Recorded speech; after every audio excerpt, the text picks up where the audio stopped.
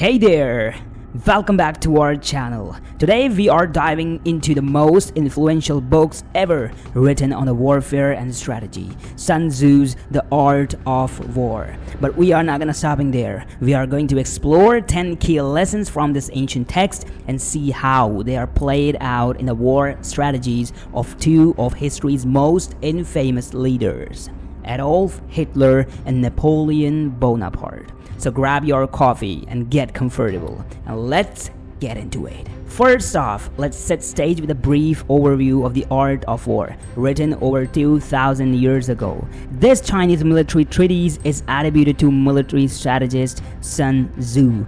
It's not just about warfare in traditional sense, but it offers insight into leadership, strategy, and psychology of conflict.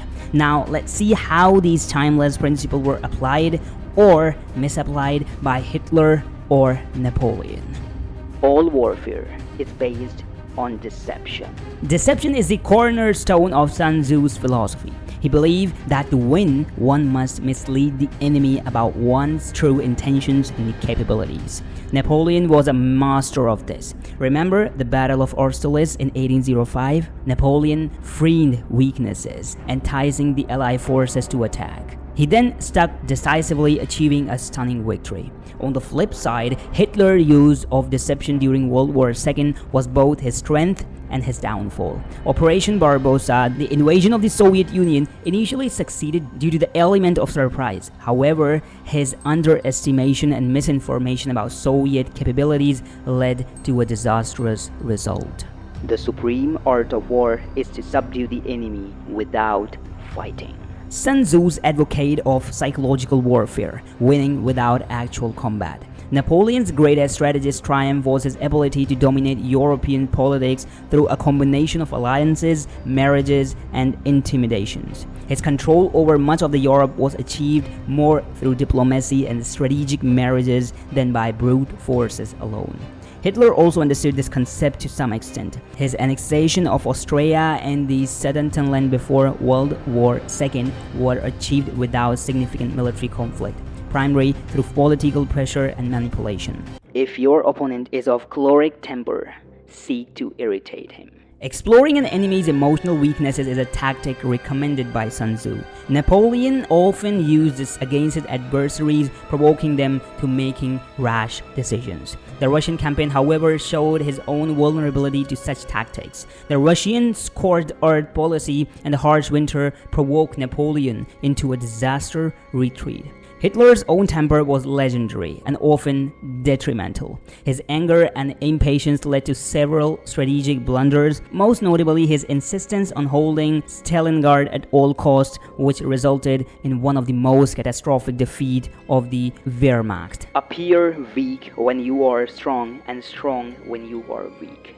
This principle of strategic deception was a hallmark of both Napoleon and Hitler. Napoleon's early campaign in Italy shows his ability to mask his true strength and strike when least expected. Hitler's early success in World War II, such as the Blitzkrieg tactics, relied heavily on the illusion of invincibility. However, as the war dragged on, the Allies grew wise to these tactics and the overextension of German forces became apparent. Know your enemy and know yourself, and you can fight 100 battles without disaster. Understanding one's own strengths and weaknesses as well as of those of the enemy is crucial. Napoleon's thorough knowledge of his enemy and his own army often gave him the upper hand. However, his hubris in the Russian campaign showed a fatal lack of understanding of the logistical and environmental challenges.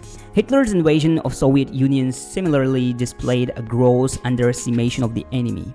The failure to anticipate the Soviet reliance and the harsh winter condition led to devastating loss for the Germans. He who knows when he can fight and when he cannot will be victorious. Choosing the right moment to engage or retreat is crucial skill.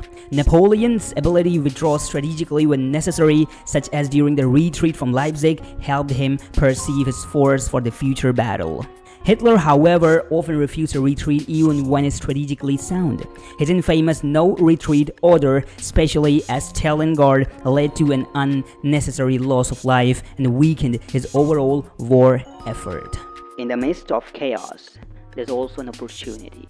Sun Tzu teaches that chaos can be fertile ground for seizing opportunities. Napoleon's rapid rise to power was due to the part of his ability to capitalize on the chaos of the French Revolution. His swift and decisive action turned turmoil into triumph. Hitler's rise to power similarly took advantage of the chaos of the post-World War I Germany. The economic turmoil and the political instability created an environment ripe for the radical ideas and aggressive tactics.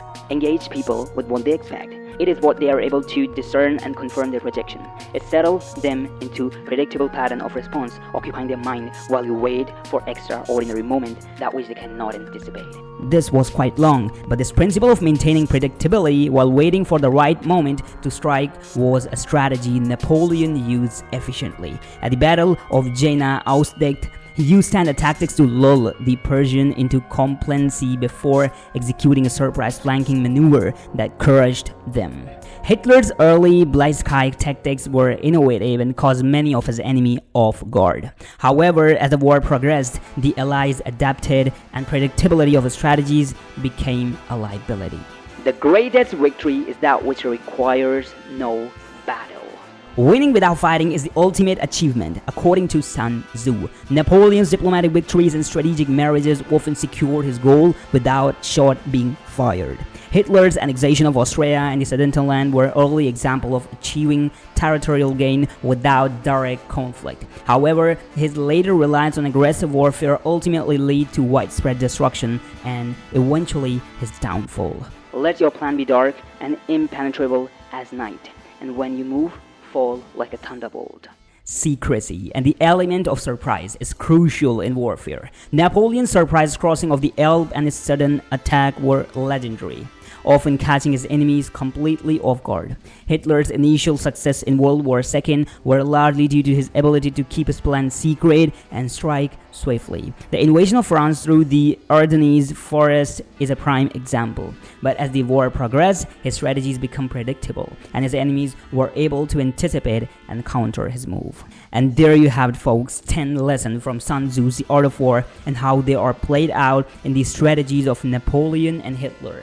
These principles are timeless, and understanding them can give us a valuable insight into both historical and modern day conflicts. So if you enjoyed this deep dive, don't forget to like, subscribe, and hit that notification bell for more intriguing content. Until next time, stay curious and keep learning.